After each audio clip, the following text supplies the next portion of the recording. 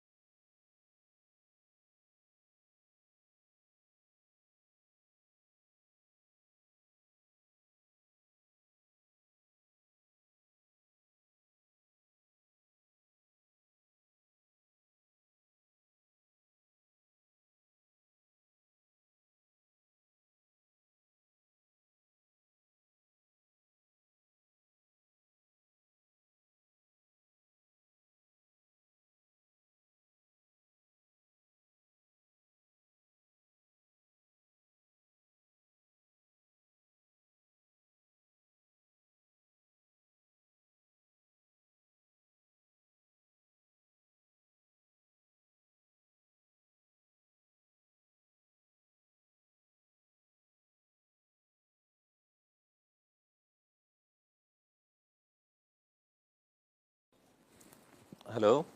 अस्सलाम वालेकुम। वालेकुम अस्सलाम। वो मैंने पूछना था, आप अभी घर से निकले तो नहीं ऑफिस के लिए? नहीं नहीं, अभी तो घर पे ही हूँ। कब तक जाएंगे? मैं बस रेडी हूँ, थोड़ी देर में निकलने वाला हूँ। खैरियत है? हाँ चलें, फिर मैं घर के बाहर खड़ी हूँ, साथ में ऑफिस चलते हैं। ओके, मैं आ रहा हूँ।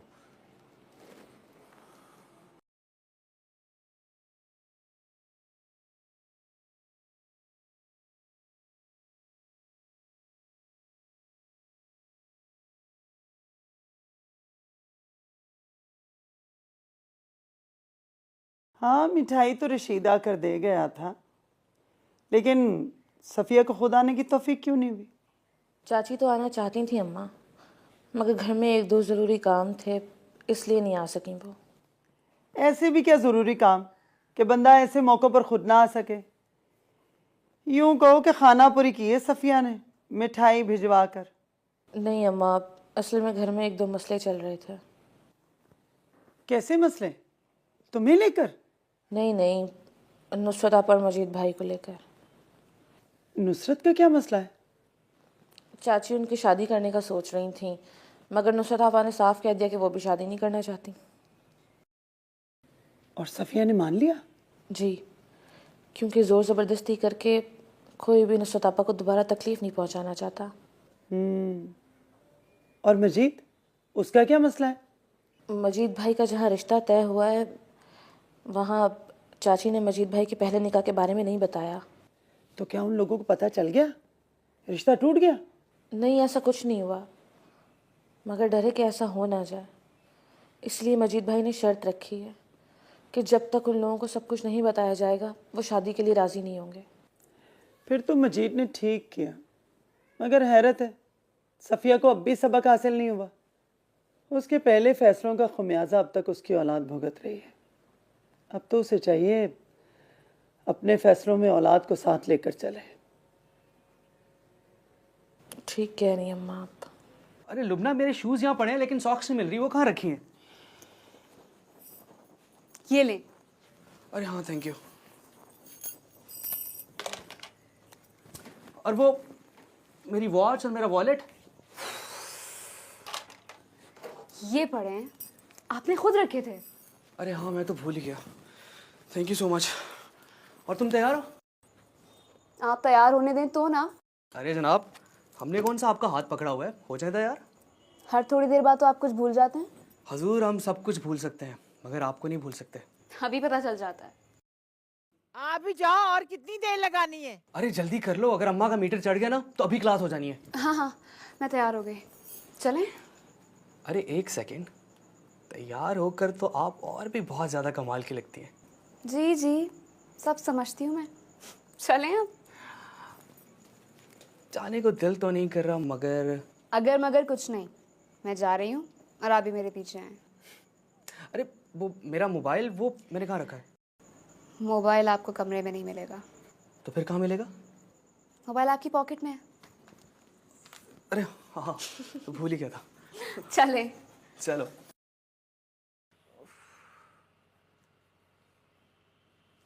रशीद, उसको आवाज दे। तोता मैंने की जोड़ी कमरे में ही है अभी तक। देखता हूँ। सही सही, जल्दी कर यार। आगे रशीद भाई आगे। मैं तो कब से तैयार हो गया था, वो लुबना है ना, तैयार ही नहीं हो रही थी, इतना टाइम लगा दिया इसने।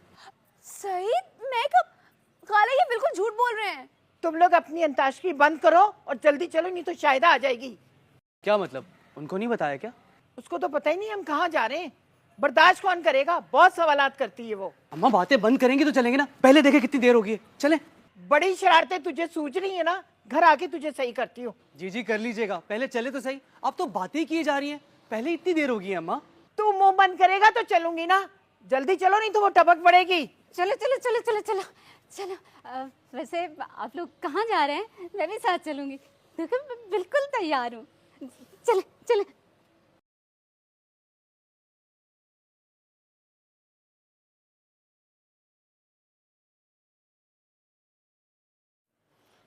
हुस्ना बेटी, आप अब फिर मुझे छोड़कर चली गई हैं। चले ना छोटी चाची, कोई बात नहीं। क्यों दिल छोटा कर रही हैं, क्यों उदास हो रही हैं? मैं उदास नहीं हूँ हुस्ना बेटी, मैं इतनी मुश्किल से तैयार हुई थी, आपा को ज़रा ख्याल नहीं आया। और कुछ नहीं तो मेरे नए जोड़े का ही ख्याल कर लेती, मेरी बालियों का ही ख्याल कर लेती। अच्छा, तो आपने आज नया सूट पहना है, तभी मैं कहूँ इतनी प्यारी क्यों लग रही हैं? क्या मतलब है तुम्हारा? मैं पहले प्यारी नहीं लगती? नहीं नहीं लगती हैं, लेकिन आज नए जोड़े में कुछ ज़्यादा ही प्यारी लग रही हैं। क्या फ़ायदा, मजीद की दुल्हन ने तो नहीं देखा ना। कितना अरमान था कि जाकर मजीद की दुल्हन को गले मिलूंगी, उसका माथा चूमूंगी, बड़े बुजुर्गों की तरह 10-15 रुपए शगुन के दूंगी। तो दे दीजिएगा ना, जब आप शमा भाभी से मिलेंगी तो शगुन के पैसे भी दे दीजिएगा और अपने अरमान भी पूरे कर लीजिएगा।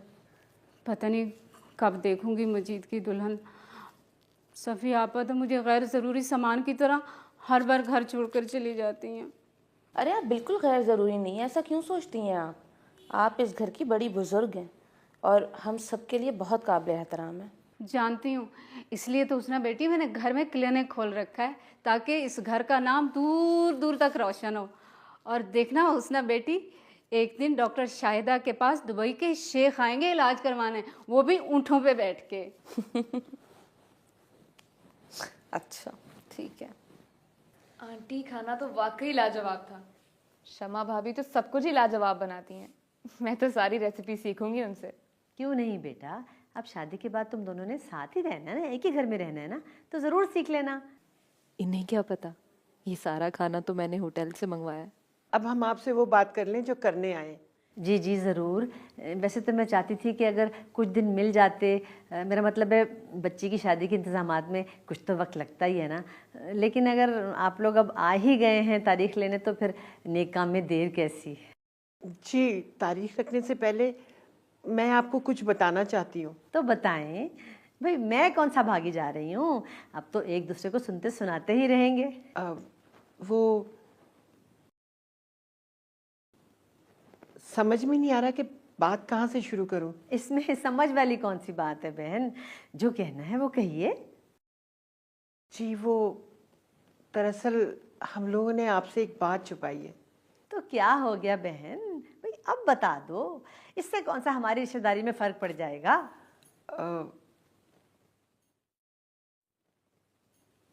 मजीद का पहले भी निकाह हुआ है।